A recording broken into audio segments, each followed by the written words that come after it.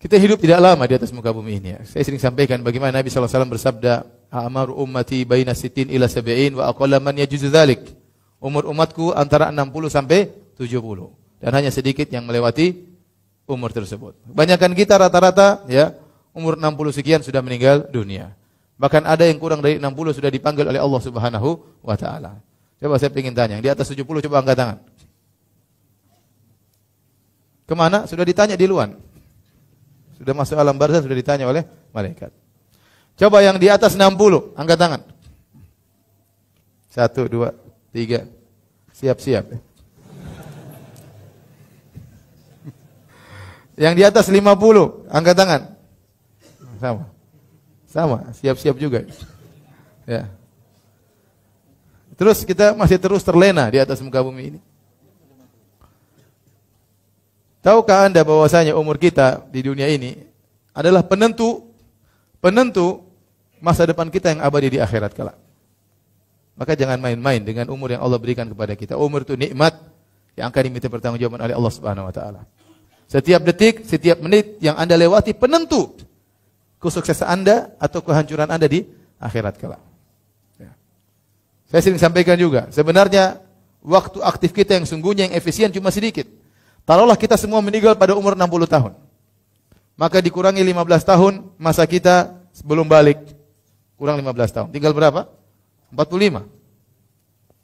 Terus kebanyakan kita tidur satu hari 8 jam. Kalau tidur satu hari 8 jam berarti sepertiga umur. Karena satu hari 24 jam. Kalau 60 berarti kurang 20.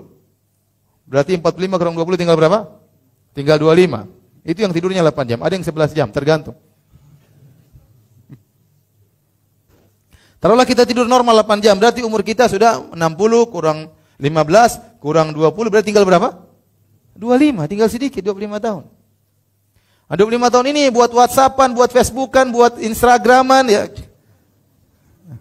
Buat ibu-ibu lihat tas-tas, lihat macam-macam, lihat buka Instagram, lihat tas-tas berbagai macam model padahal duitnya enggak ada ya. Berapa habis waktu?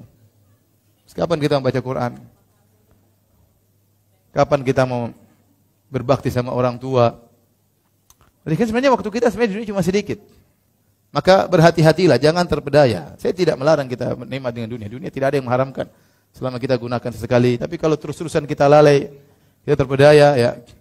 Umur kita cuma sedikit, padahal umur kita yang segini menentukan di alam barzah dan kemudian masa depan kita di akhirat kelak. Di alam barzah, kapan berapa lama antum akan di alam barzah? Kita tidak tahu. Antum masuk alam barzah meninggal. Menunggu kapan hari kiamat, waktunya lama, bisa jadi lama. Nenek moyang kita ada yang sudah 1000 tahun di alam barzakh. Dan bagaimana kondisinya di alam barzakh tersebut berdasarkan 60 tahun waktu dia di dunia. Penentu di alam barzakh. Bisa jadi di alam, sebagian orang di alam barzakh sudah mungkin lebih daripada itu, sudah lama.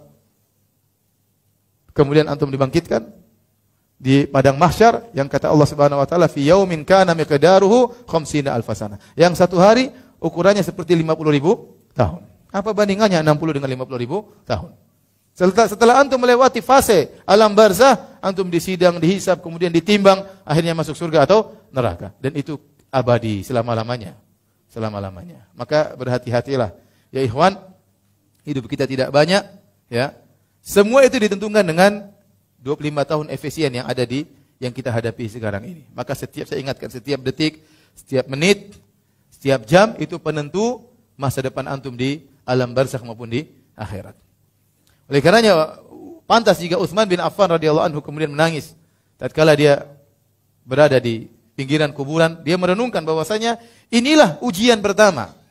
Sebelum ujian-ujian lain kita akan menghadapi banyak ujian. Makanya Allah berfirman, "Laqad khalaqnal insana fi kabad." Sungguh kami telah ciptakan manusia dalam kondisi kabad, dalam kondisi susah payah.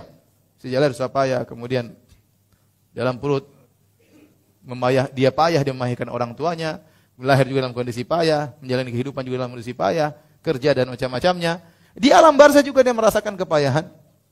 Kemudian dibangkitkan juga dalam kondisi kepayahan, di padang mahsyar dalam kondisi payah, disiksa dalam kondisi payah, ditimpa dalam kondisi payah, dalam kondisi sulit. Ya. Oleh karenanya hati-hati. Dan pertama yang payah, kepayahan yang sulit yang kita hadapi, ujian yang pertama begitu nyawa kita dicabut adalah 3 pertanyaan ini. Man Rabbuk, siapa Tuhanmu? Kemudian, Wa madinuk, apa agamamu? Kemudian waman nabiyuk. Siapa nabimu? Ya. Kalau antum beriman, antum ternyata meyakini hal tersebut karena 3 pertanyaan semua masalah akidah. 3 pertanyaan ini semua masalah apa? Akidah. Ini menunjukkan pentingnya seorang serius dalam pelajari akidah. Setelah dia yakini, setelah dia ilmui, kemudian dia yakini, dan itu akan mempengaruhi dia dalam kehidupannya sehari-hari. Dalam perkataannya, dalam tindak tanduknya, dalam pendengarannya, dalam penglihatannya, ya. Semua itu dipengaruhi oleh akidah yang benar, yang dia ilmui, dan dia yakini, sehingga akhirnya terpancarkan dalam amalan kesehariannya, dalam perkataannya, dalam pendengarannya, dan dalam